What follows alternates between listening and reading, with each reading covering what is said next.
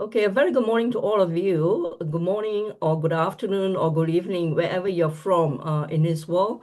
Welcome back to this webinar on Climate Ready Classroom, a public health faculty development course on climate change. My name is Hua Yun Lau. I'm a professor based at the Department of Social and Preventive Medicine, Faculty of Medicine, University of Malaya, Kuala Lumpur, Malaysia. Today's session is actually on the science and societal drivers of climate change and health. Now, just a status quo. For English caption, click onto the CC button on the bottom of the Zoom window.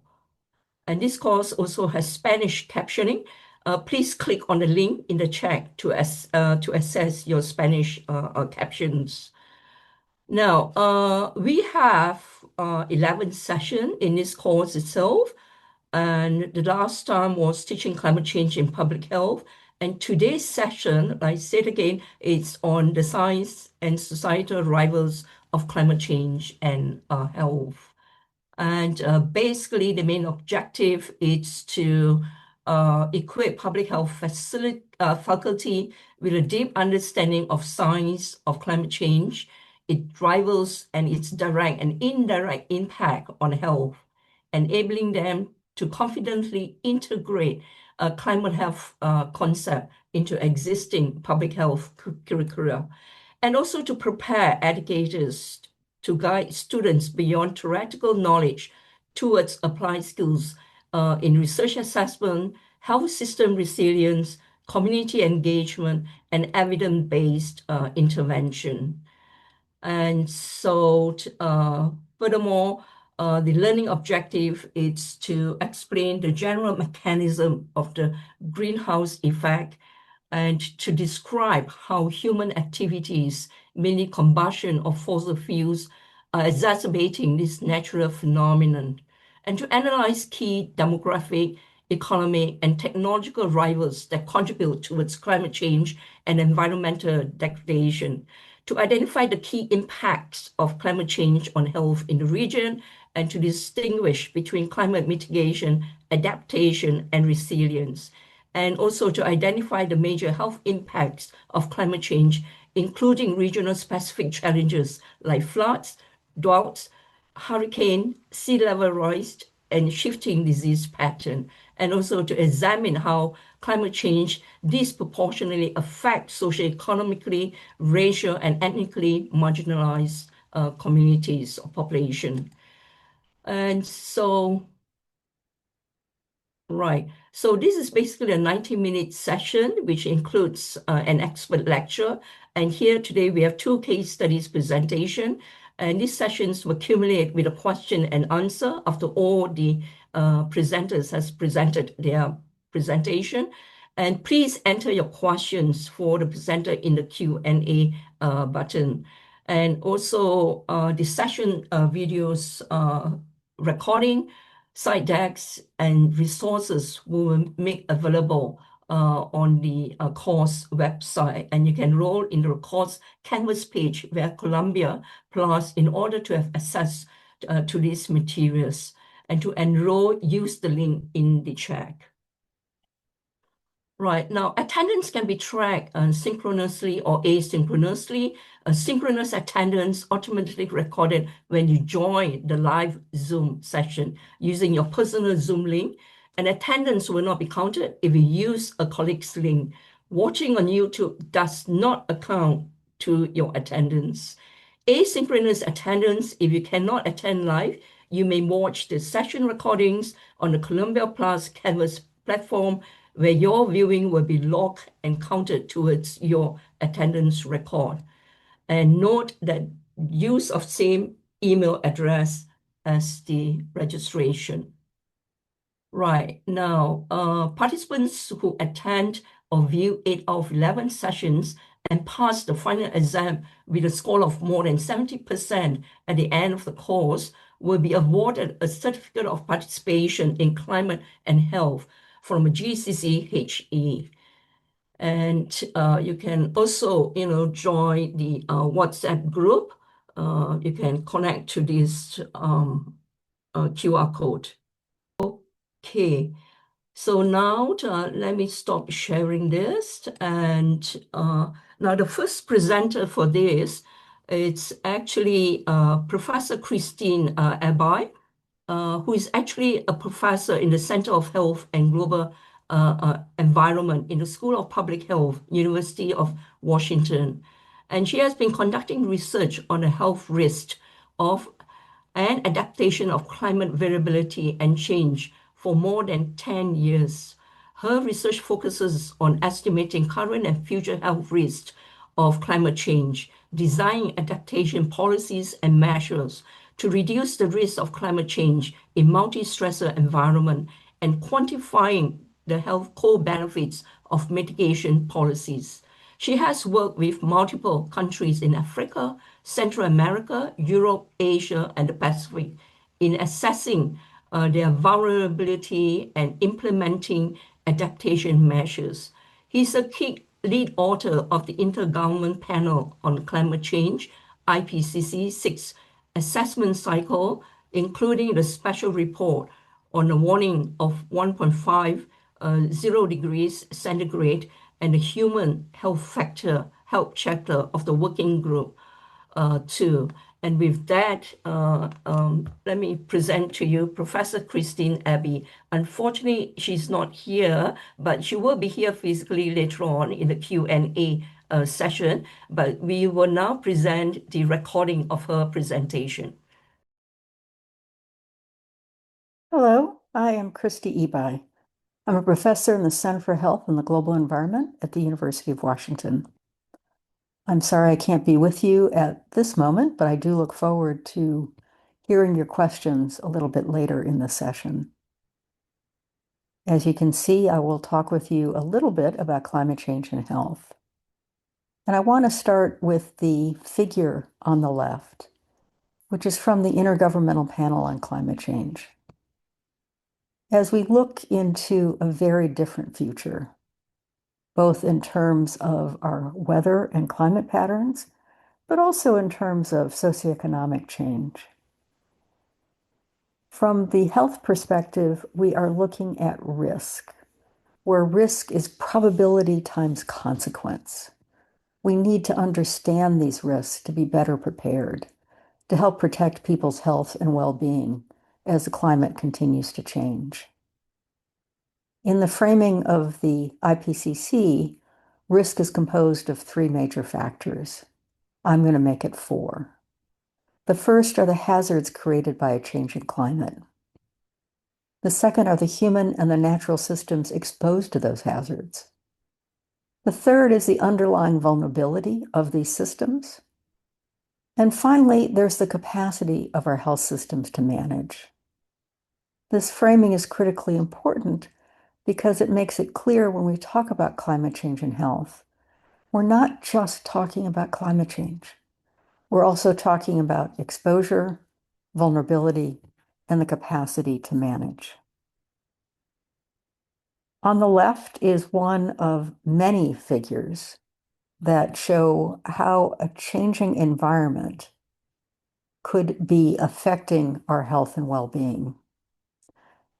The changes in our environment interact with a broad range of demographic, socioeconomic, and other factors that ultimately influence the magnitude and the pattern of risks. Together, these interactions affect exposure pathways that are typically studied in environmental health, from extreme weather events on the left to social factors on the right. Underneath are a very short list of climate-sensitive health outcomes. There are hundreds and hundreds of them. I will talk about a few of them in this presentation. The figure on the right is to reinforce that most of the discussion is going to be within these exposure pathways. But in fact, as our climate continues to change, hazards are occurring not just individually, but simultaneously and sequentially. These hazards then interact with a broad range of demographic, socioeconomic, political, and other factors that then can result in a cascade of risks. In the parlance of climate change Writ large, these are called compounding and cascading risks. I won't talk about these very much, but it's important to keep in mind that their importance will increase over time. One of the key factors to understand in climate change and health is that until a couple of years ago, the funding was incredibly tiny. And so there's many questions in climate change and health that have not been explored. And hopefully those of you listening will come up with questions that you would like to follow up on and find ways to do so. I'm illustrating this point with this review that came out a few years ago about the literature on climate change and infectious diseases. The size of the dots indicate the numbers of publications that are looking at these various infectious diseases from the perspective of adaptation, from weather, climate, temperature, and air quality. And mostly you can see the circles are really very small. Outside of dengue and malaria, there is enormous opportunities to learn more about changing weather patterns and how they're influencing the magnitude and the pattern of risks. A central fact about climate change is that there is unequal responsibility. Figure A at the top shows carbon dioxide emissions in excess of what are determined to be planetary boundary fair shares. Underneath are the number of diarrheal deaths on the left per 100,000 and the risk of malaria per 100,000 on the right. Very clearly illustrate who's causing the problem, who is burning the most coal, oil, and gas, the most deforestation, are not the populations then that are being affected by changing patterns of risk. The figure summarizes the key conclusions from the Intergovernmental Panel on Climate Change, the IPCC latest chapter on human health. On the left are the observed impacts, with the headline statement that climate change is already adversely affecting the physical health of people globally and the mental health of people where there were data that could be assessed. You can see the major categories listed underneath: extreme heat events, vector-borne and zoonotic diseases, and on down. On the right are the projected risks for those same categories. And without going into details, I'll do that a little bit later. For the projected risks, the summary is that without urgent and immediate investments in public health prevention, which is called adaptation in the climate change community, and without urgent and immediate attention to reducing greenhouse gas emissions, that risks will continue to grow. They will expand their geographic range, extend their seasonality, more intense. And so there is an urgent need for significant investment in understanding current observed impacts and projecting future risks. Health is in a different situation than many other sectors in that we have more than a century of understanding who is most at risk and what can be done about a wide range of climate-sensitive health outcomes. These are both figures from the U.S. National Climate Assessment. On the left reinforces the equity considerations when thinking about what can be done by our health systems to increase resilience, increase sustainability, to ensure that any interventions that are implemented do so with a framing to reduce current inequities. On the right is another figure that shows some understanding of different groups that are at higher risk, that are more vulnerable, and what can be done to help reduce those risks.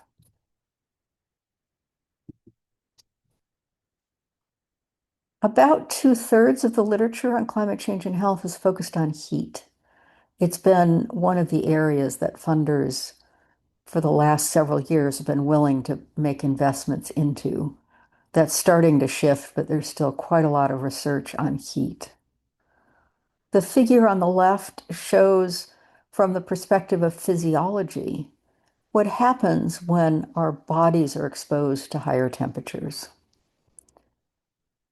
There's a range of physiological and biological mechanisms for us to try and keep that core body temperature under control. Culturally, biologically, when temperatures are too high, we will go and find someplace shady to sit, someplace under some trees, try to find some place by a body of water where there's a breeze. We'll automatically try and find ways to cool down. Physiologically, as our body is exposed to higher temperatures, our core body temperature can start to rise. This is not an immediate response. It does take some time for this to occur. But as our body temperature starts to rise, then there's a range of physiological mechanisms, up to and including sweating, to help reduce that core body temperature back to the normal range. When these mechanisms are insufficient to the increase in internal temperatures, then our cells and our organs begin to be affected. Ultimately, people can die of heat stroke. Heat stroke is a life-threatening emergency as your organ systems shut down from the very high internal temperatures. From large numbers of studies of heat waves, it's understood that about half of all the excess deaths during a heat wave are from cardiovascular causes, indicating that our cardiovascular system is highly susceptible to these higher internal temperatures. On the right are a range of points I hope you'll take away with you. One is that essentially nobody needs to die in a heat wave. The understanding of how our bodies react to higher temperatures and the wide range of interventions available means that essentially all deaths are preventable. And it's not just mortality. There's other heat-related effects, particularly outdoor workers, and reduced productivity in high temperatures, more sports injuries and illnesses. Pregnant women exposed to high temperatures during pregnancy more often have low birth weight babies. We know there's physiological limits to heat, and that in some places in the world that those limits are starting to be approached.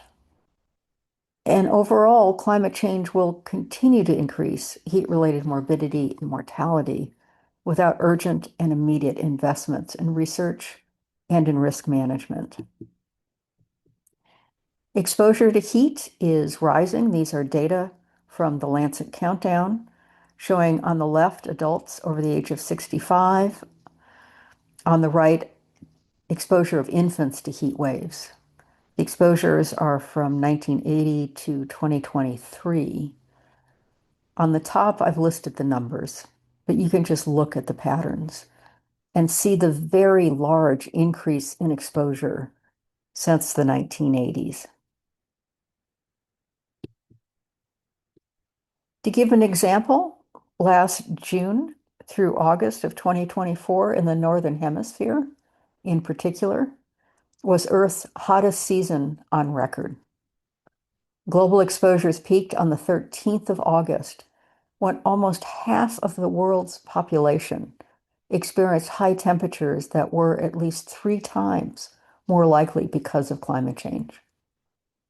The average person experienced 17 extra days of risky heat because of climate change. Over 2 billion people experienced 30 or more days of risky heat. And these risky heat days were hotter than 90% of local temperatures from 1991 to 2020. This just illustrates the challenge that's being faced by individuals and communities to try to deal with these very high temperatures. I live in Seattle. An example from the Pacific Northwest from a couple of years ago was a Pacific heat dome. I apologize that these are in degrees Fahrenheit, but I took this out of the New York Times. And this just shows how high the temperatures were. That the temperature records throughout this region, not everywhere, but in places in this region, were 5 degrees Celsius above the previous record. Until then, this had just not been heard of before. That typically, if you watch your broadcast meteorologist, temperature records are broken by tenths of degrees, not by 5 degrees. When death certificates were finally collected and analyzed, it took about a year, the number of deaths in the state of Washington because of this event were over 440. There was a detection and attribution analysis of the event itself that concluded that this event was virtually impossible without climate change. This means that in the state of Washington, more than 440 people died because of climate change. And this is not unique. There have been other extreme events in essentially everywhere in the world. There was an event in Scandinavia several years ago where the Swedish Meteorological and Hydrological Institute concluded that the return period, how often one would expect to see an extreme event, the return period was 1 in 3 million years. So these very rare events are starting to happen more and more often with significant hazards for our health and our well-being. I mentioned detection and attribution. It's a field of study within climate change. It does exactly what the name implies. It detects whether there's been a change in a trend and then determines the extent to which that trend was because of climate change.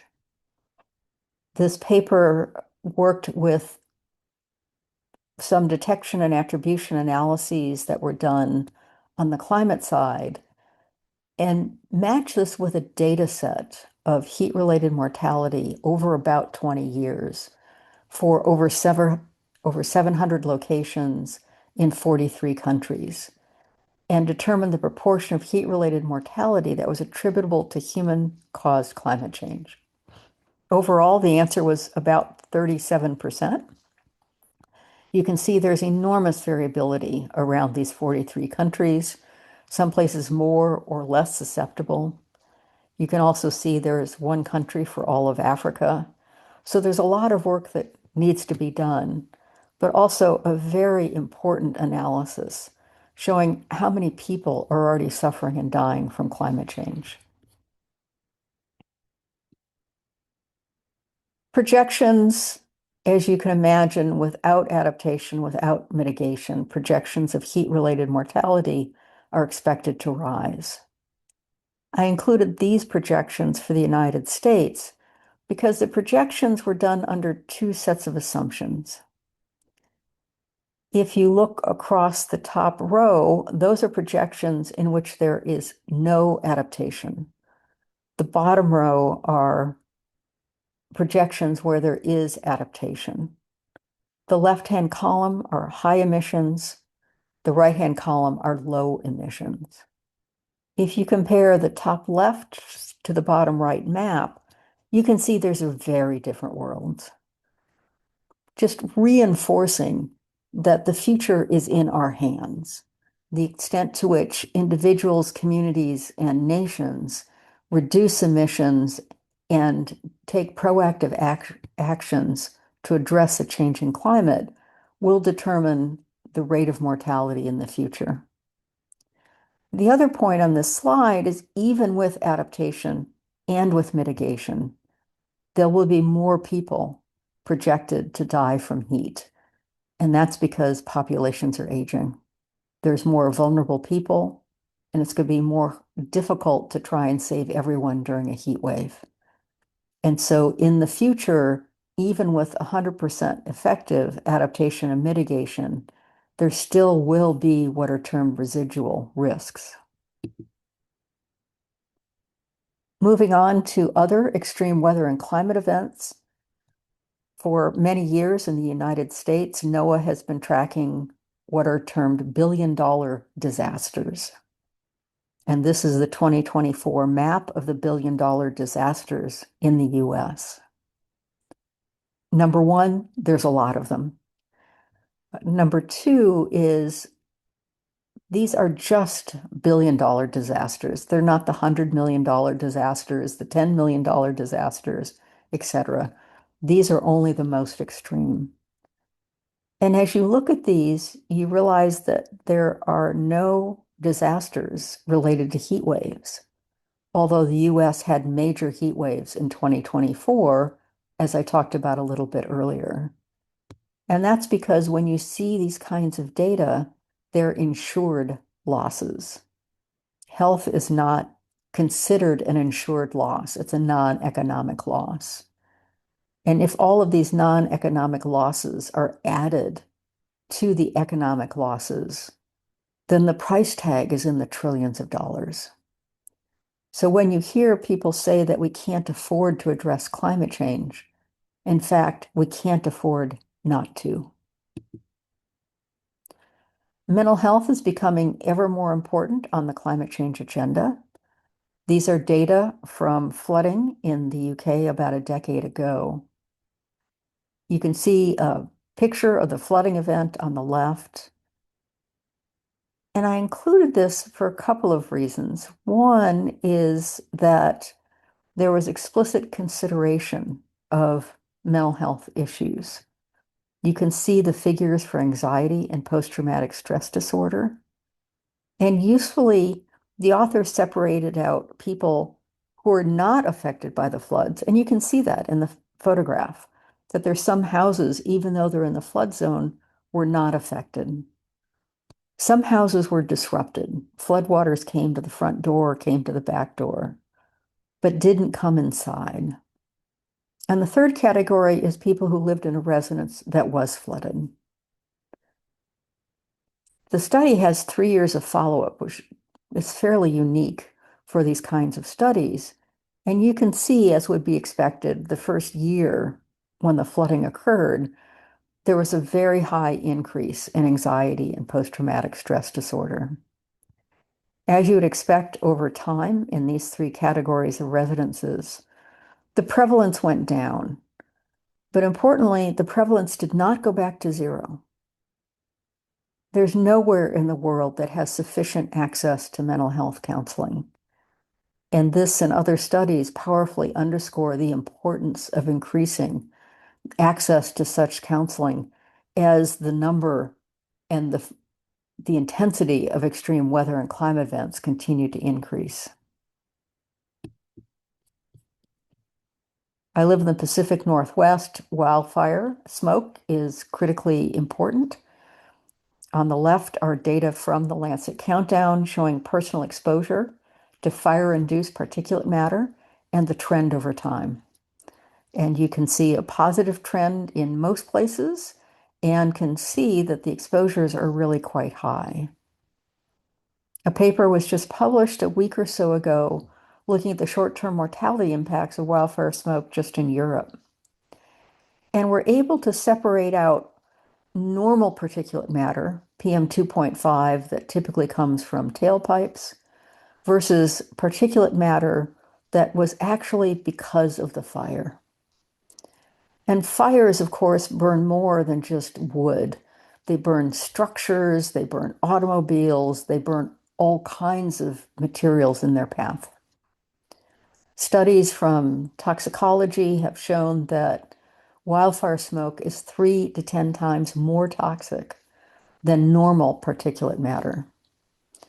Overall, the authors concluded that using relative risks for total PM2.5 underestimated fire-related mortality by 93%. Better understanding is needed of the impacts on communities, and importantly, what to do about this. I live in a region where only about half of people have access to air conditioning, and it's a challenge for the Department of Health of what you say when it's both really hot and there's really heavy wildfire smoke. And the city is opening shelters, for example, when those situations arise so that people who are more susceptible to wildfire smoke can go somewhere where there's a fan where they can have access to clean air during these very heavy exposure periods. Moving on to vector-borne diseases. I'm not going to go through all of this. It's here to just point out that temperature and precipitation affect the development, survival, and reproduction of mosquitoes and ticks. Separately, temperature affects the replication of the pathogen and ultimately then the transmission. So modeling in this space is somewhat more complicated because one has to model both the influence of changing weather patterns on the vector itself and then separately on the pathogen and bring that together.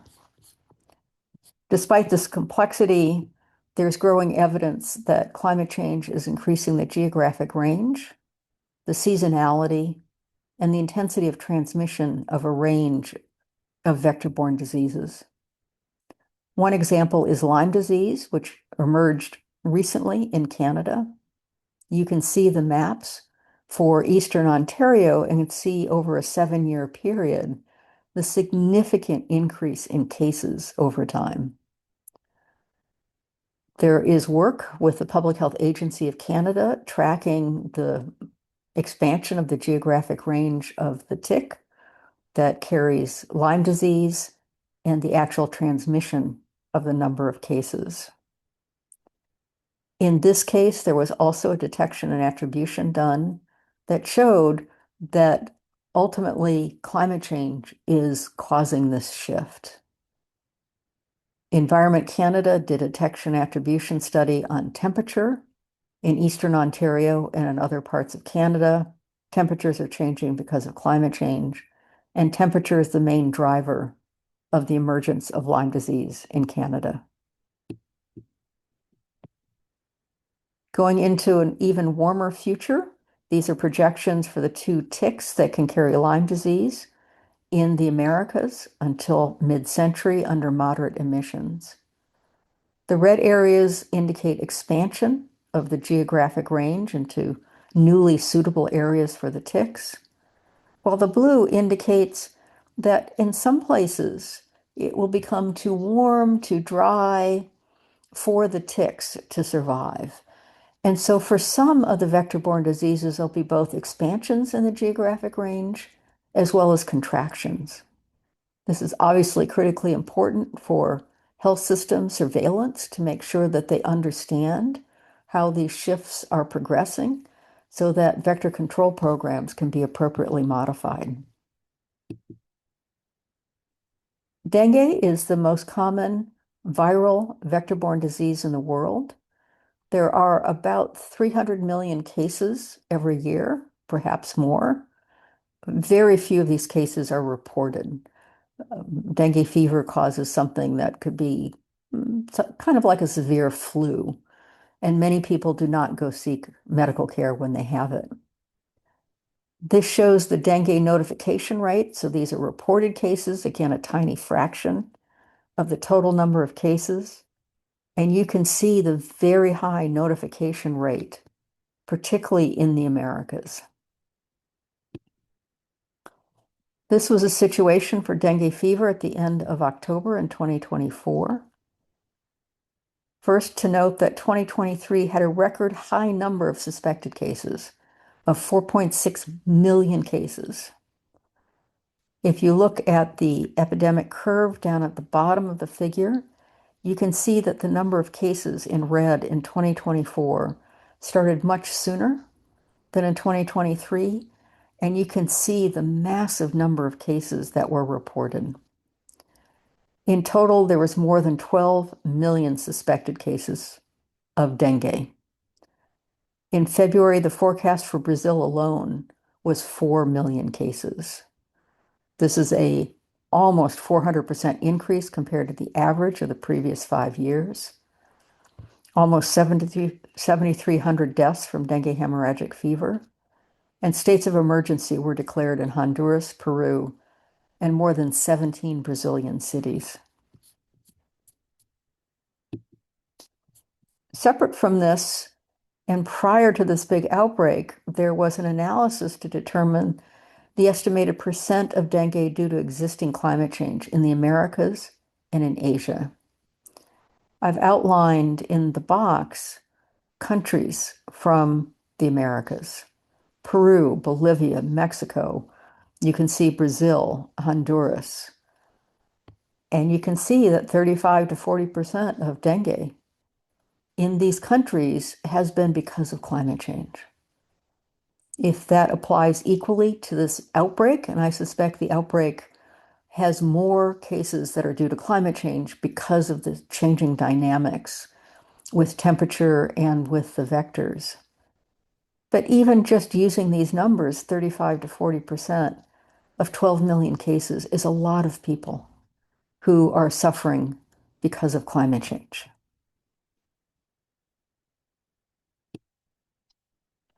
Projections of dengue are about what you would expect. The left-hand column is for a world that is similar to ours and with moderate greenhouse gas emissions. On the right is a world that's more focused on technology. There's real challenges in that world to adaptation. And you can see in the row, the top row are the 2050s, the bottom row, the 2100s. And as you would expect, no matter how much emissions are controlled, the extent of adaptation is going to be similar to what is going on today. So not quite enough, not in every place that's needed, not enough resources. And in all of these four combinations, dengue is projected to increase. With high emissions at the end of the century on the bottom right, you can see very large increased projections in the number of people who could suffer from dengue.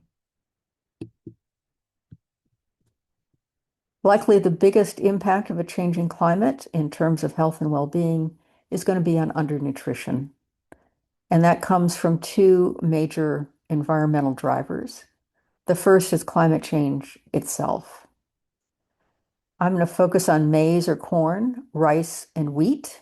Soybeans are completely different as a legume, so I'm not going to talk about those. The top row is yield change mid-century. The bottom is yield change end of the century.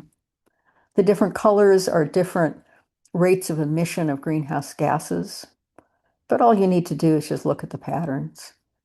And you can see that for corn, rice, and wheat, that in many parts of the world, these are growing at the thermal edge of their tolerance.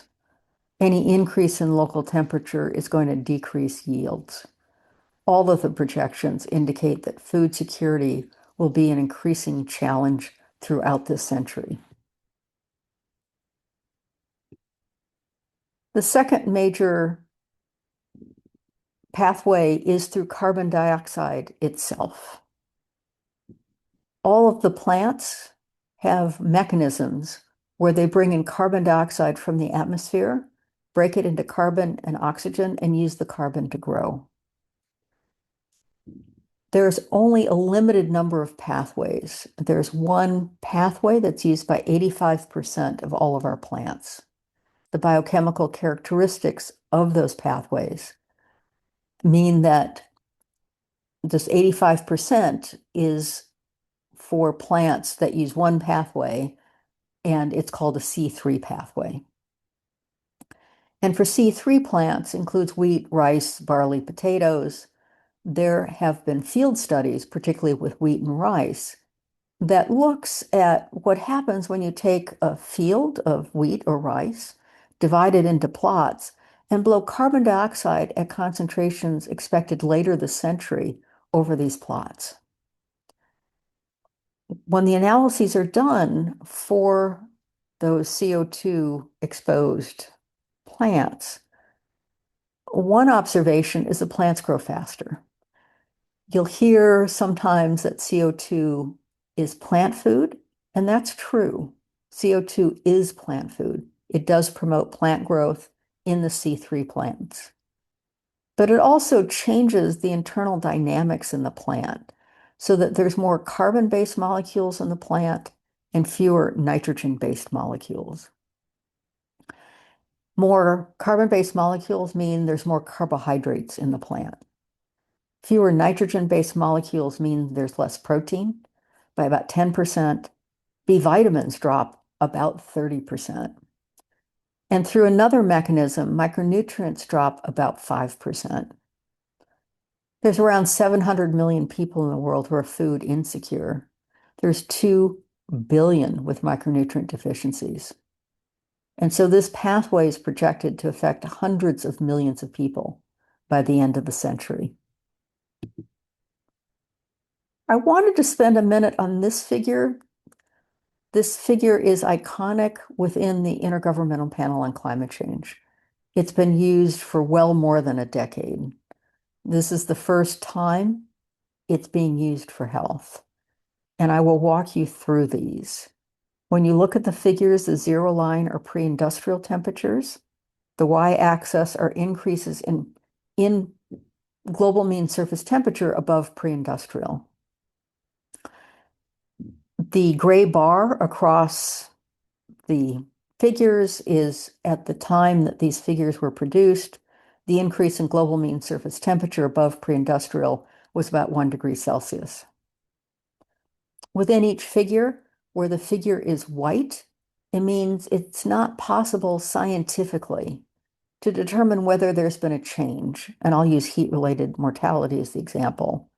It's not possible to determine whether there's been a change in heat-related mortality. When the color turns to gold, it means that heat-related mortality has changed with at least medium confidence because of climate change. When the color turns to red, the risk is high. When it turns to purple, it's very high. Scientifically, what we're looking for is the transition from one risk level to another. The dots show the level of scientific confidence in that transition. The more dots, the higher the level of confidence. You can see that for each set of climate-sensitive health outcomes, there are bars for limited adaptation, incomplete adaptation, and proactive adaptation. The incomplete and proactive adaptation bars are capped at the temperature change in 2100 for those scenarios. And then finally, because of the color scheme, these are typically called the burning embers. So these are the burning embers for health. They were included in the executive summary for the last IPCC report for Working Group 2. And while I've been explaining these, I'm sure you've looked at these and can see very clearly the importance of both adaptation and mitigation. That it's not one or the other, it's both.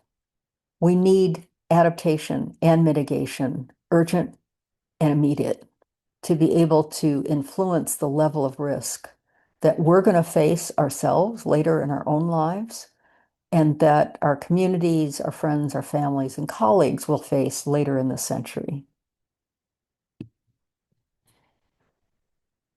So what can we do about adaptation? This is a list from the Working Group 2 report, the Human Health chapter, of the broad range of effective adaptation options. I'll note at the bottom, a major constraint has been limited investment. Until a couple of years ago, the total investment in health adaptation under the adaptation funds was less than half of 1%. The number one most effective adaptation option, of course, is strengthening the resilience of our health systems. And I'll give a couple of examples, and I'm happy to talk about these more in the Q&A. The World Health Organization has been working on climate change and health for several decades and has an operational framework for building climate resilient and low carbon health systems.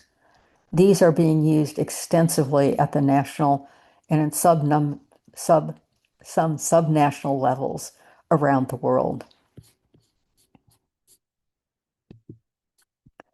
An example of an adaptation is a heat wave early warning and response system. The UK has had a heat wave plan for many, many years. I listed the core elements and also noted the alert levels that go from level 0 to level 4. When you look at heat wave early warning and response systems around the world, different places have different levels. It depends on what has been used by the Met services for other kinds of extreme events. In the US, there were warning systems for many, many years. There continue to be warning systems for many, many years for tornadoes, and they're based on 3 levels. And so our heat wave early warning and response systems are based on 3 levels. So there's variability from year to year, from place to place, and from year to year, there's modification of these systems to try and ensure they continue to be effective. And they save lives. They're very important. There's a lot that can be done in keeping people cool without having access to air conditioning. These are from a paper from Ollie J that came out in 2021. On the left, showing you a wide range of ways that people can keep cool, again, without access to air conditioning. And on the right, showing which strategies work in which kinds of settings. So lots of information available on how to be more effective in protecting people when the temperatures are too high. One is planting more trees. There is a directive in the EU that all cities over a certain size should have about 30% tree coverage. And so this paper from a couple of years ago asked the question, if these communities achieve that, then how many preventable deaths would be possible? And the answer, as is shown in the map on the right, is there could be quite a significant increase in preventable mortality just by having more trees in the neighborhood. And I want to end with some positive comments. One of the big issues in climate change and health, I keep mentioning the importance of adaptation. So first of all, healthcare itself is responsible for 5% of all greenhouse gas emissions around the world. There's lots of discussion about airlines. Airplanes are responsible for about 2%. Health's responsible for 5%. And looking at the various options to reduce burning of coal, oil, and gas, reducing deforestation, there are many, many possibilities. Analyses of most of these possibilities have shown that when you look at the avoided premature deaths and the avoided hospitalization from implementing these mitigation options, and then value those, the value of the health benefits are of the same order of magnitude, if not larger, than the cost of mitigation itself. Reducing emissions from point sources, from coal-fired power plants, or from mobile sources, from transportation. People see much better air, right? They experience much better air. There's lower levels of air pollution, which has all kinds of benefits for people's health and well-being. We know from many documented studies the millions of people who die annually needlessly from air pollution, and that can be prevented. And the value is more than implementing mitigation options to stop those emissions. The other major category is our diets, encouraging people to not eat more red meat than their doctor recommends will have significant health benefits that, again, when you value those, are the same order of magnitude, if not greater than the cost of changing our diets in that way. I put this example in mostly because that photograph is just amazing. A study from several years ago looking at the health gains from shifting 5% of short urban car trips to bicycles in New Zealand. And you can see savings in fuel, savings in deaths, even taking into account extra road crash deaths, and a large savings in health costs. The Pathfinder Initiative is an effort through the London School of Hygiene that is synthesizing real world evidence, not modeling, but real world evidence of the health benefits of climate mitigation. They finished round one, was published in The Lancet last year. There's the QR code for you to look it up. It has lots of recommendations so that places can start looking at using health as an argument to reduce emissions and thereby improving all of our health and well-being. And finally, about 85% of the health risks of a changing climate are in children. So when you think about climate change and health in the United States, people tend to think about polar bears, but I'm hoping you'll think about the children. Thank you very much for listening, and I look forward to your questions in a few minutes. Thank you. Right. Thank you so much, Prof. Abbott. That's indeed a very informative presentation and loads and very enriched literature indeed. Right. Let us now move on to our two case studies. Firstly, let me introduce Professor Mercy Bawo-Cordova, who is an oceanographer with a PhD in environmental science from the State University of New York. And she's a professor at the Escala Superior Polytechnica de Lebra in Ecuador and a senior researcher at the International Pacific Center for Disaster Risk Reduction. Her career bridges academia and public services, where she has contributed to decision-making in environmental management and climate change at local, regional, and national levels. She previously served as a head of environmental control for Guayaquil, provincial director of disaster risk management of Cuellas, and the vice minister of environment of Ecuador. Mercy's interdisciplinary research focuses on disaster risk reduction, adaptation strategies, vulnerability in urban systems, and the link between climate and human health, with an emphasis on dengue early warning system. Internationally, Mercy has served as the lead author of the IPCC 6 assessment report, Working Group 3 on mitigation, and is currently contributing to the IPCC special report on climate change and cities. Over to you, Mercy. Thank you very much for your presentation, and thank you for joining this session. My presentation will use the case study of the city of Durham as a case to illustrate how urban vulnerability to climate change directly threatens public health. I am Mercy Borbor-Cordova from the Pacific International Center for Disaster Risk Reduction at Guayaquil, Ecuador.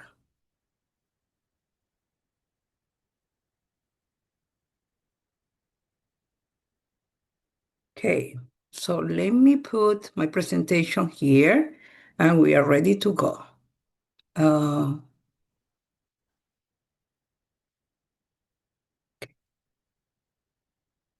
In 2016, the El Niño climate variability event brought extreme rainfall to coastal Ecuador, severely affecting urban infrastructure and health systems.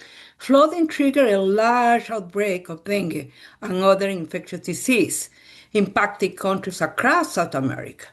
In 2024, another El Niño episode increased dengue cases to more than 57,000 just in coastal Ecuador alone.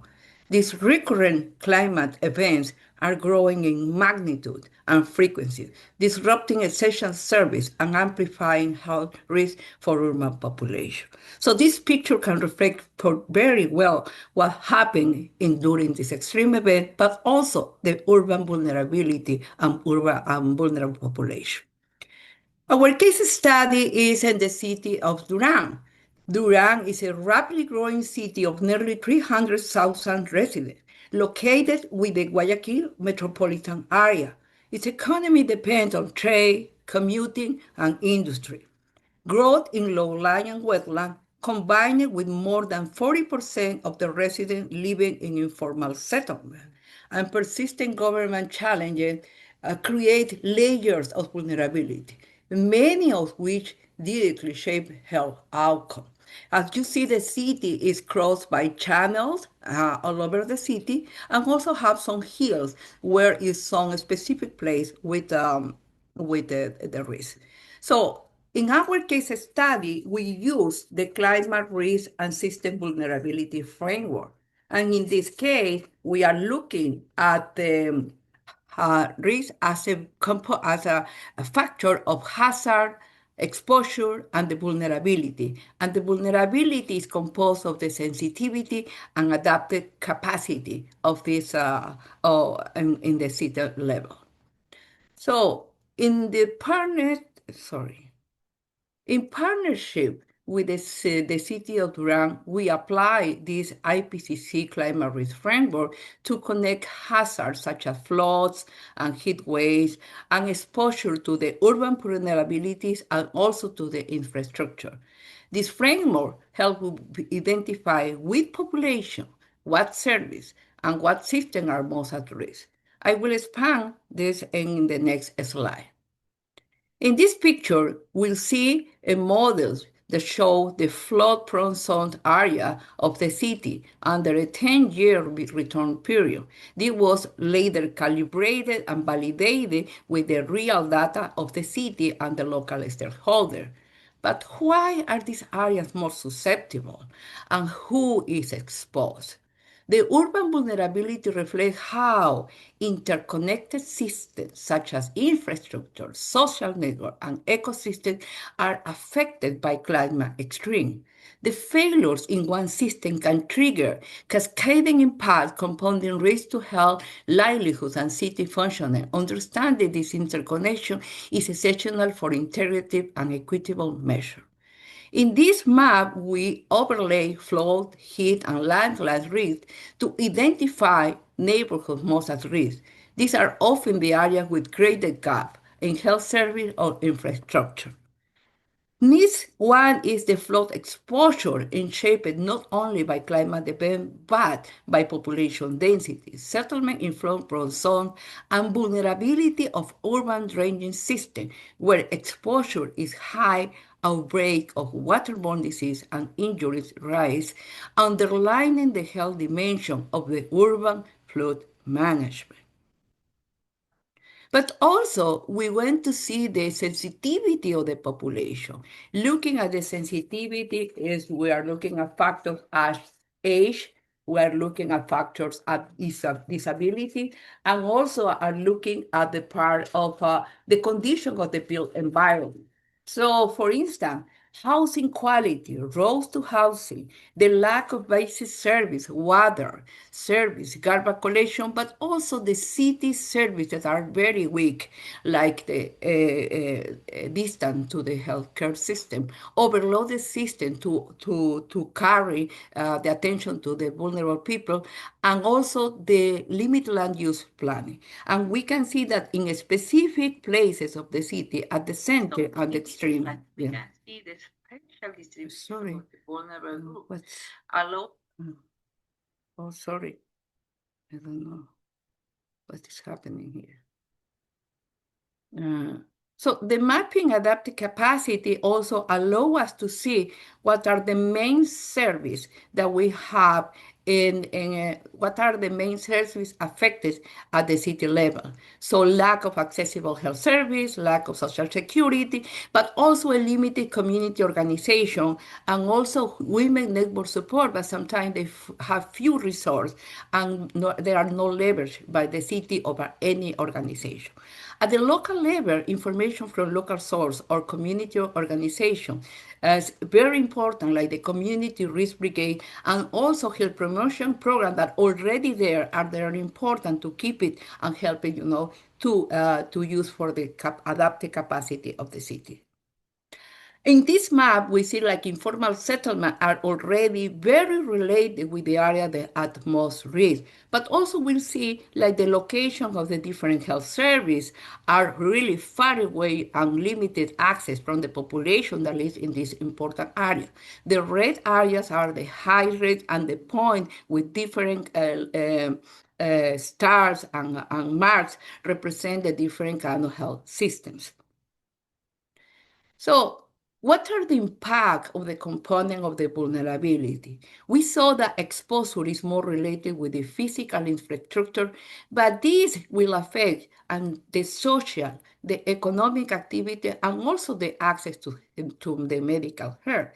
The sensitivity composed by the different kind of individual and institutional limitation will impact producing injury, accident, diseases like a water and vector-borne disease, and especially stress, depression, and anxiety. This is stressing the most vulnerable, but also from the fragmented health system that is already in place. And finally, the governance is related with the community organization, but the limited health promotion that we found across the city. There is disaster risk community capacity that need more support and they need to be engaged more in this activity to looking also at health as a part of this big picture. So the institutional collaboration and capacity building is critical in the case to reduce the vulnerability.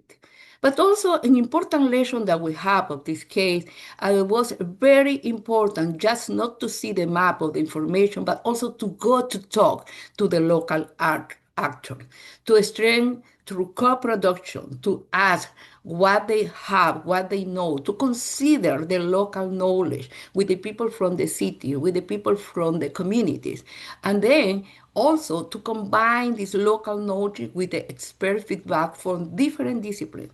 Inclusion also of the data with epidemiological data, but also inclusion of the different groups that mostly they are not included in many studies, like ethnic group, minority group, migrant group, and also some persons in displacement. Who else was more vulnerable? We are not going to talk about all these cases, but also I'm going to mention that when we are working in Duran in another study, we find that women were 4 times more prone than men to experience depressive symptoms.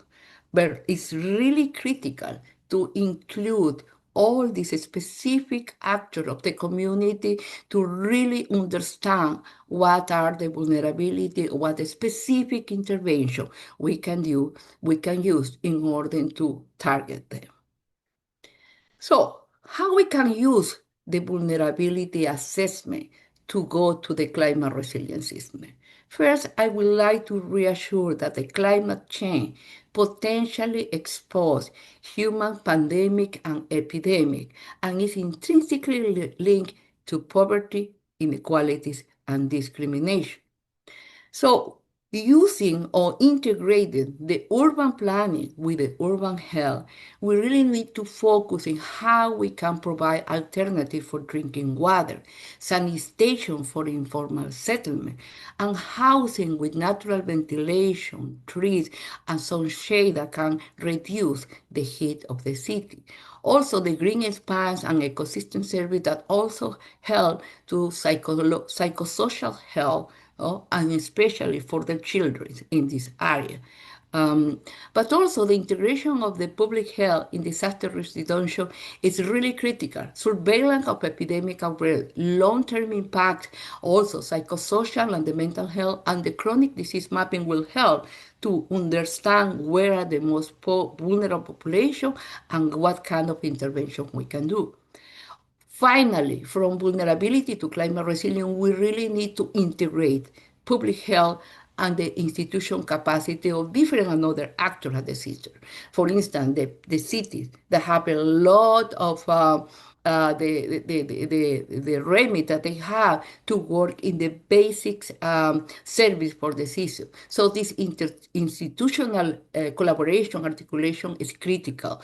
Data and information sharing between climate and health is also very relevant to strengthen epidemiological surveillance and the development of early warning system for epidemics.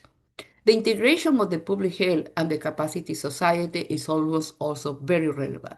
We need to include the most vulnerable groups in preparation, prevention, and recovery during and after this extreme event. And also, organizing the community for resilience is critical to reduce vulnerability, but also to create, to enhance climate resilient systems at the community.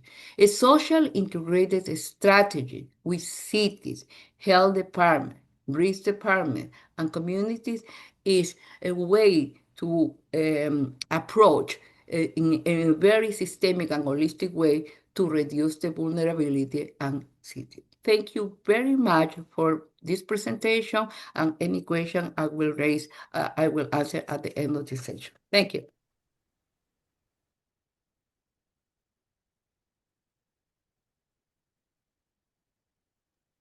Right. Thank you so much, Professor Bobo. That's an excellent presentation indeed.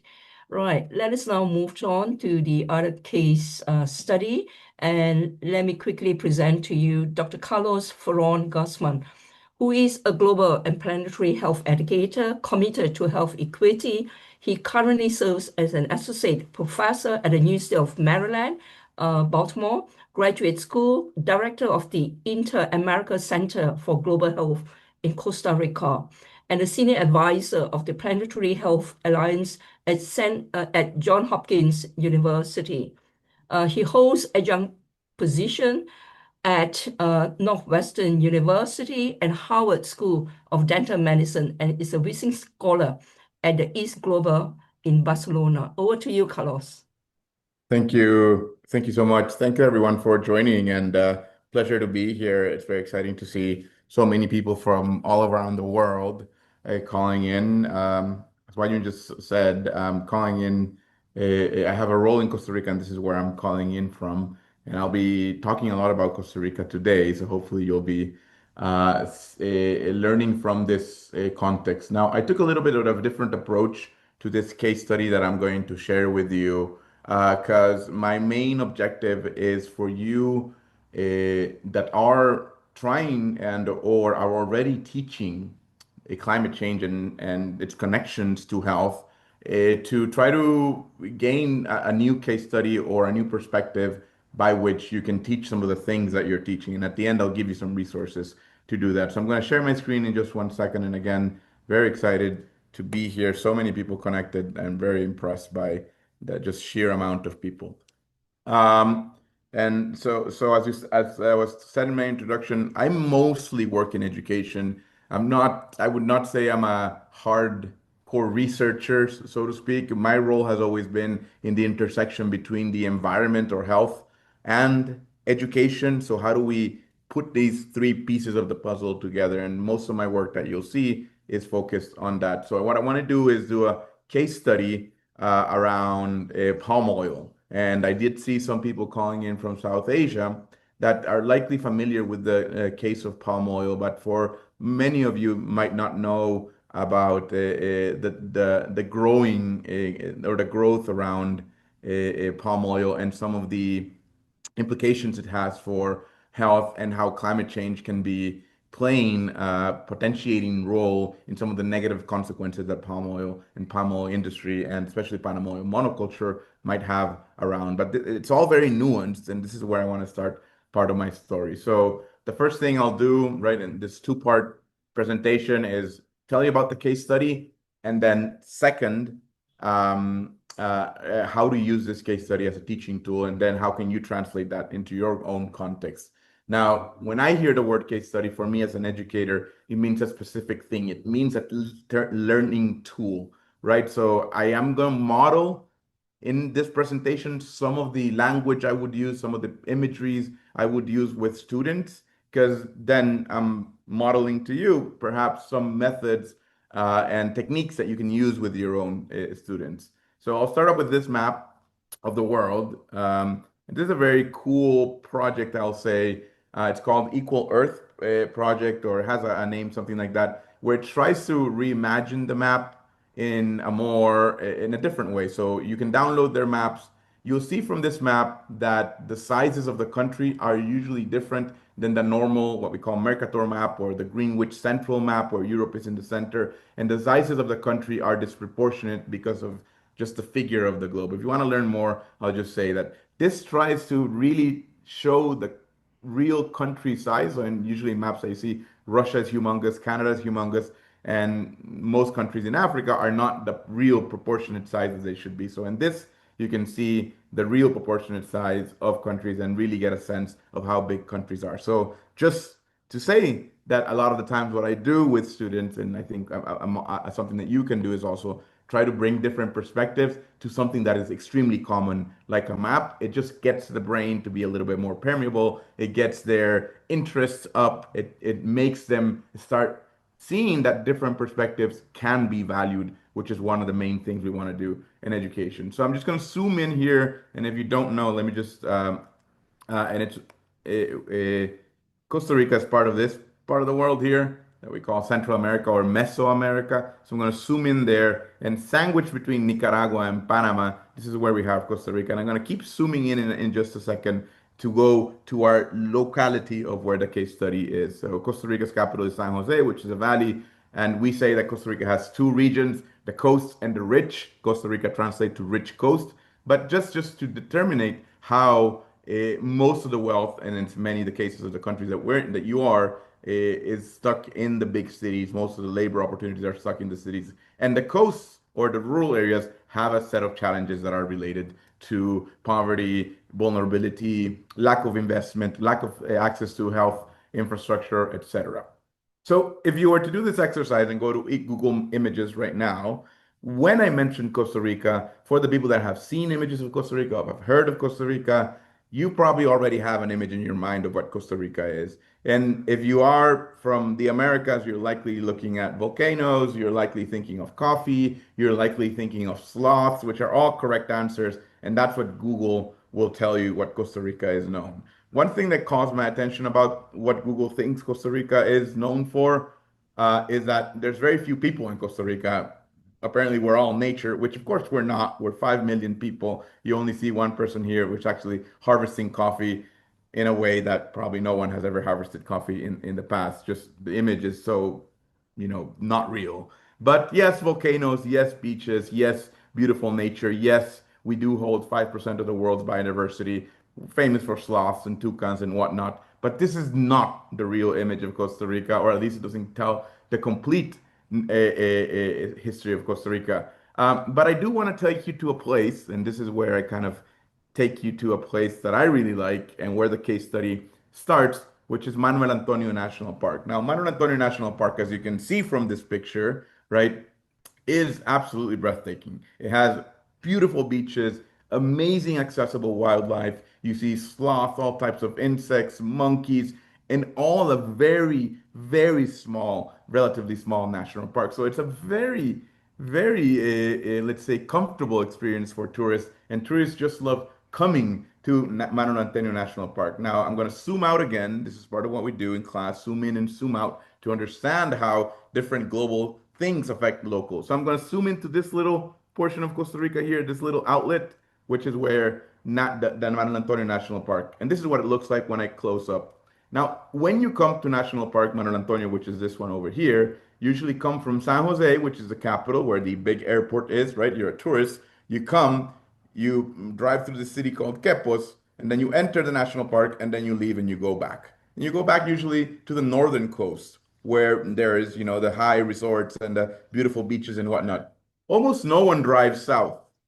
Almost no one drives south from National Park Manuel Antonio, which is interesting because right behind the park, you start seeing this satellite imagery here, right, of protected forest. And then right behind it, you see this river over here. And here is where our story kind of starts. This patches of land where you see this homogeneous green, usually when you see homogeneity in a satellite imagery, it means that there's only one thing. And that one thing that you're seeing in these images is palm oil. So this road, right, that connects the south of Costa Rica with the north of Costa Rica through the coast drives through this gigantic miles and endless miles of palm oil fields, which are these that you're seeing right here. I'll give you a different perspective in just 1 second. So if you drive around 200 kilometers south through this road, you'll eventually reach kind of the last big city of Costa Rica before we get to Panama, which is here, Naily City. You see this little Naily City here. Here, you go to Panama around 12 kilometers, right? And this is the same road I was pointing to. Eventually, it joined the Inter-American Highway, which is the ones that connects South America to North America. If you've heard about the Inter-American Highway, it's this huge, project to try to connect the Americas, with one exception, which is the Darien Gap in the Panama Colombia region. So as you can see here, we're back to these homogeneous greens and these very nicely plotted lands. This is what monocultures look like from satellite imagery. And we're going to see another vantage point. Here, we're looking at Naily City, but from behind, so from like here, and you can see that what we're seeing over here is these plots of land over here. This is what, again, monoculture looks from above. This is Naily City, and I always say it looks a little like a neuron. If anyone's seen a neuron in a microscope, Naily City looks like a neuron. Now, of course, these two things interact. There's population, right, that works some in the palm oil fields. There's small villages scattered around. There are some rice paddies here, right, as well. But most of this land most of it is for hundreds of kilometers palm oil plantations. And if you've never been in a palm oil plantation, this is more or less what it looks like. This is what a palm that was originally from the African continent, has spread throughout the world, South Asia, the African equator, and as well the Americas, to grow this thing that we call palm oil. Now, on the top of these things, this is part of the story, there is this bundle of these tiny little, let's say, coconuts that grow, right? That look like this. You have to imagine these as bundles. And each of these little, prickly little things is what I'm showing you here in my hand. And here you can see just how oily it is. If you're paying attention to the pictures, this is my hand. I just basically scratched the surface with my nail, as you can see. And you can see already just how oily this is. So what you get from this palm oil thing is, as the name says, oil. Now, this oil, right? There's another picture of this more aestheticized, right? You get oil from the whole thing. You get oil from the husk, you get oil from the pulp, you get oil from the seed, different quality of oil that are used and have different names. If you've never seen the names of palm oil in your products, palm oils are in very different products. These are the different names it takes, everything from palmitate to stearic acid to the name actually of the plant. And then it can go through different chemical processes depending on the industry that it's used, and has different, more complicated names. Where are you going to find products in your supermarket? In all of these, right? Everything from beverages to food, to your ketchup, to your mustard, to your Cheetos, to your snacks, to your Lay's, to hopefully not infringing in any property rights here, to your personal products, to your cleaning products, to your cosmetics, and also so just used ubiquitously around industry. Really, really, almost there is no industry that does not use this palm oil or a derivative of a palm oil of this. So from this, right, is where this goes to a processing plant. It gets pressed, it gets separated, it gets basically industrialized, and then it gets shipped around the world where industries need this. How big is palm oil? This is vegetable oil production from all over the world, and I'm going to point to Our World in Data. If you're not using Our World in Data in your classrooms, this is a great resource to contextualize global problems into your local environment. So as you can see here, the growth of palm oil has been quite outstanding. It's now the largest vegetable oil being produced around the world, right? And it's already beaten other very popular vegetable oils like soybean. Now, why is palm oil so sought out? Why is it that industry needs it so much? For one, it's very efficient, right? For a given specific land piece, you get a lot more oil than if you were to use coconut, olive, rapeseed, sunflower. So it's very efficient. And so because it's very efficient in the amount of tons you can get per hectare of land, then it's grown a lot. Where is it grown? Mostly in the equator. This is basically due to climatic conditions. It needs humidity, it needs rain, it needs a lot of sunshine. It is a palm, so it's mostly grown in the equator. And most of it, as you can see, comes from South Asia. And some of it comes from this kind of southern equator, Africa, and then southern equator, South America. right? That's where most of it's produced. Around 75% is produced in this part of the world. But yet, doesn't mean that it's not a challenge in other parts of the world. So this is how the amount of land has grown around the world in millions of hectares that are planting palm oil. As you can see here, Indonesia, Malaysia, Nigeria, big oil producing countries. Costa Rica doesn't really register, but when you look and zoom in, you can see that the amount of land that's being used in Costa Rica for palm oil actually is been growing. So how do we use this? How do we teach about palm oil in the context of climate change and in the context of health impacts? First, as I said, talk about it from this global local angle. Talk about global demand, why is it used, who uses it. Talk about the nuances here, efficient but environmentally costly. And there's a lot of global trade and consumer demand. So those are the things driving the growth, right? Talk about those pull factors that are driving the environmental. Because at the end, when we talk about solutions, when we use case studies, we need to talk about different components from high level policy to on the ground boots, as we've just heard from our previous presenter, on just how important the local reality, right, and the local context is to try to solve some of these issues. So there's this other aspects of the case study that makes it even a little bit more nuanced, which is that there's a high transit of migrant because there are migrants that are trying to get from south to north. And I'll be finished in 3 minutes if I hear a mic on, just in case.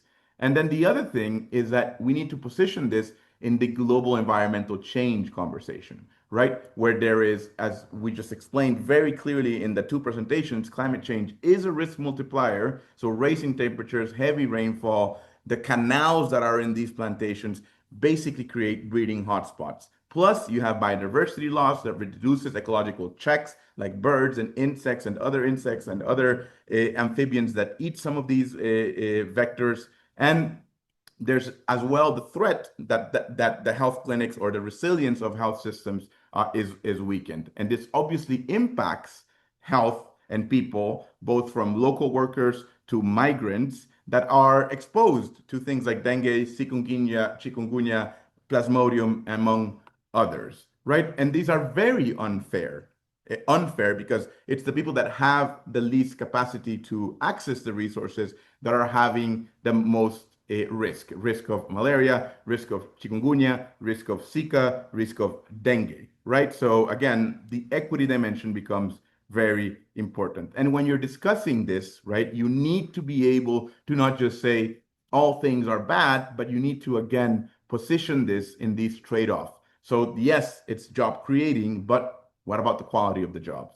There is this efficiency paradox that we also need to discuss related to palm oil is land efficient, but as well creates environmental. There is the public health dilemma, and there's the uncertainty part, which was very well discussed in the first presentation around will climate change drive even more these issues. And now finally, just like 1 more minute around teaching this as a case study, which again, teaching principles that I want you to remember is making sure that you're making global to local connections, understanding markets, how those have an imprint or a footprint in a local ecological, use multiple perspectives, right? Make sure that you are telling the story from those multiple perspectives, from the policymaker to the industrialist, to the person that's consuming, to the person that is working.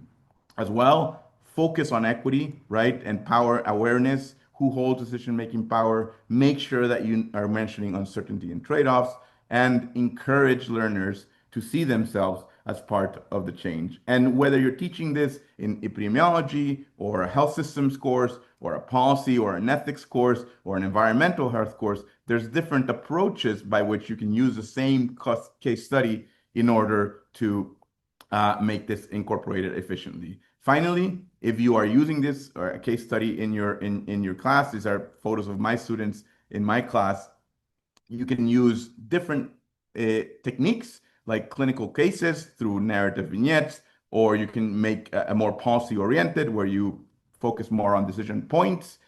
You can map systems if you're looking at systems mapping, or you can do role play if you're looking to discuss ethics. Now, this is my last 20 seconds. I know I think 3 minutes over time now. if you are looking for more teaching case studies, right? These things that we call case studies that are tools for teaching this, I encourage you to go to the Planetary Health Alliance website where we have a book. It's freely downloadable, where we have case studies from all over the world where you can learn yourself and also use these as case studies. So I'm just going to show you what these look like. We have a different ones. Some of them are related to climate change, some not. But if you go to the topics page, right, in our chapter 0, you can see here it'll say some of them which are related to climate change. So for example, this Indonesia case study called Health in Haze, right, has a climate change component in it overranked. So just case studies, all of them have the same structure. And the good thing is you also have the teaching notes for each case study. So if you want to use these in your classroom, you can use the teaching notes to try to encapsulate that. Okay, so that's it. Thank you so much for the timekeeping. It's 8:30. We said we were going to leave 10 more minutes for Q&A. I appreciate the attention. And if anyone wants to learn more, I leave the website here. So thanks again.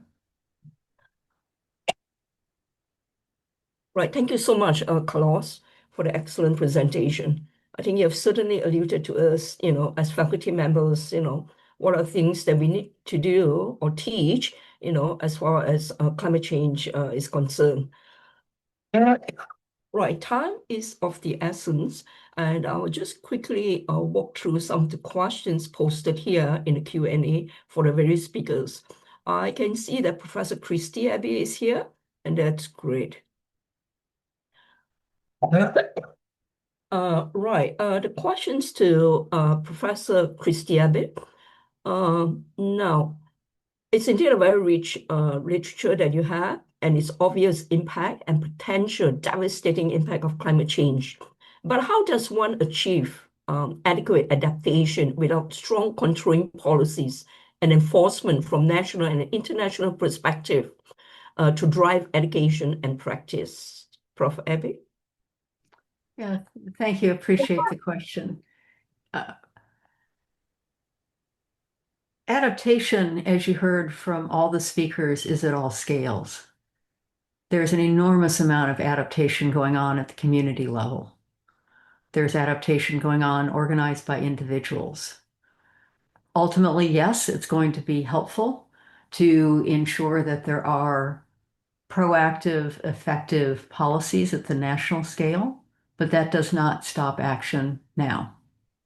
And people can organize and start adapting within their own communities with the information they have about what is happening on the ground, with understanding of the intersection between the hazard, the vulnerability, and the exposure, and start taking action that would be effective to protect people's health and well-being while waiting for governments to step in and take the actions that they need to take. Right. Okay, excellent. Now, moving on, we have questions for Dr. Carlos Josman. Now, do you know what are the most common health issues among the palm workers and the communities living near palm plantations? So actually, the most common issues around health are related to one, musculoskeletal issues. So they have a lot of burden of lesions on their shoulders because of the work, the lower back, but they're also exposed to newer risks. So as I said, emerging infectious diseases. So of course, because of where they work, they're exposed to vector-borne diseases, especially dengue. Depending on the year, Costa Rica might have a good dengue year or a bad dengue year, right? And that relates to things, everything from phenomena like El Nino oscillation to local dynamics, local investment in prevention. So that's one set of diseases. And then we're seeing as well a shifting burden of disease in which, because a lot of these workers used to have small plots of land in which where they would have grow some of their own food, everything from papaya trees to cacao to a small rice plot, to maybe perhaps some beans, some other fruit trees. And this commodity market is forcing them to turn their land into this cash crop, which is palm oil. Now, most of the land is actually in that southern region is a co-op, a cooperative, and it creates a better model of accessing food when farmers change in land. However, because of this lack of then, let's say, food sovereignty that they're losing, they're now forced to buy their food for the most in small supermarkets in which they're getting obviously highly processed foods. And because their income is limited, they many times choose very cheap food, which is usually of lower nutritional value, which then leads to complications down the line, such as hypertension, diabetes, and metabolic syndrome and whatnot. So we're seeing this shift as well into more chronic diseases in these areas, and that's something that's been seen as well in other parts. And I'm sure you from Malaysia are well aware of some of these shifts as well. Yeah, right. Thank you. Thank you, Carlos. Now, the next question here in the Q&A, Professor Mercy, how can understanding the specific vulnerabilities of different populations help shape more effective climate change adaptation strategies?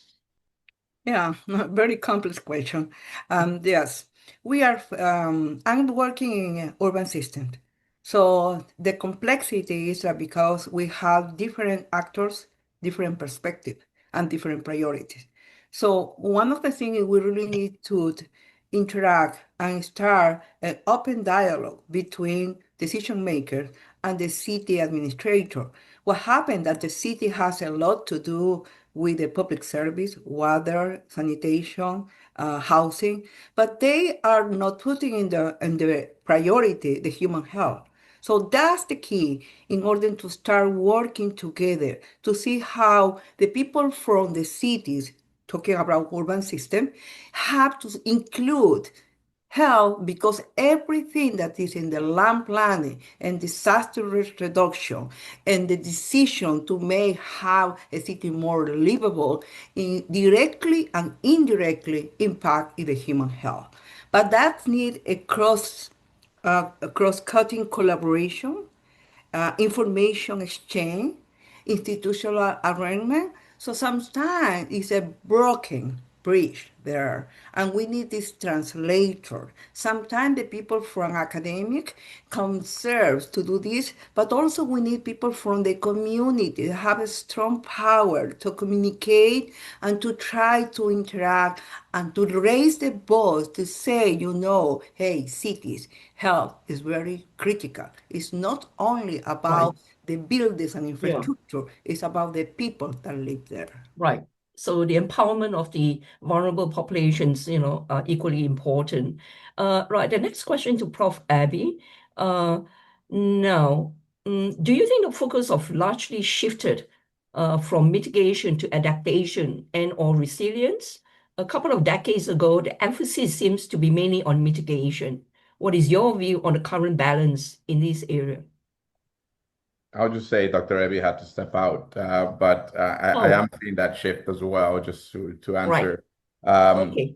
Definitely in funding, especially in smaller countries like Costa Rica and other countries that are not the big, let's say, producers or contaminators or the big oil consuming countries, right? That we're talking about European Union, China, United States and other high income economies, the focus has shifted a little bit away from mitigation and focusing more on adaptation. I think most of us that are living in the tropics are already feeling the burden of changing climate quite quickly, right? The realities are in front of us, and just the need to adapt is here already, right? Because of that, I see some of the funding initiatives shifting towards more adaptation than mitigation. And given the current political climate and who leads it, right, as well, especially in the Americas, that shift is kind of clear, right? There's a lot of reliance in that technologies will eventually help the greenhouse gas issue, and we will be able to develop, carbon capture technology that will fix the issue. And however, that reliance is way too hopeful, and I think we should really start balancing these two things out. So I'll just say To the question, I think yes, there is now a much bigger focus on adaptation, especially in tropical countries, because of the brunt of the impacts that we're seeing even today. Right. Okay. Just one last question to any of the speaker. Now, as we build capacity in climate change and adaptation for health professionals, is there room to also focus on health educators and practitioners to see themselves as part of nature and not separate from it, so that our identity and decision naturally include care for the environment as part of caring for the people? Any one of you? Yes, I would like to say that this is very important, especially at the people that is, studying public health and forming, as professional to develop this system perspective. We really need to see everything in this system interconnectedness and intersectionality because everything is underlying the vulnerability issues in any other system, and the climate exacerbate this vulnerability. So to increase the adaptive capacity of the learning in this broad vision, integrated issue really help, but also to give a specific tools to how we can understand this system, how can integrate the climate data that is in one scale, in one time and space, and the social data and the epidemiological data that is in weeks. So we have different data shape and how we can integrate. We need to integrate in some harmonized way in order that can be um, um, um, working, working for decision. And I guess one of the things that I propose is to use this GIS and mapping that allow me to see layers of information and adding up in order to add a specific health system, group vulnerable, a specific risk. So that helped to figure it out what happened in any system and then to try to do this interconnection of between some factors, some impact, and some solution. I'll just say that if we can't see the space for public health practitioner, we make the space. There's two things I want you to remember. Is one, there when people are asked who do you trust the most in society, there's two types of people that come up really high always. One are health professionals, which most of you are, so use that trust. And two are educators. A lot of you are both. So if you don't have the space, you make it because people trust you. So make sure you're using the knowledge that you're gaining in courses like this to advance the agenda wherever that might be. Great, excellent. Okay, now we are very much constrained by the time, so I shall end here. Thank you so much to all the speakers, Professor Ebba, Professor Gossman, Professor Bobo. Thank you for the excellent presentation indeed, and indeed a very informative lecture. And thank you all, to all the audience, who are here at the platform. And I sincerely hope to all those faculty members, take anything, you could from all these lectures and empower all your students about climate change. With that, thank you so much. Bye now. Thank you. Bye bye. Bye bye.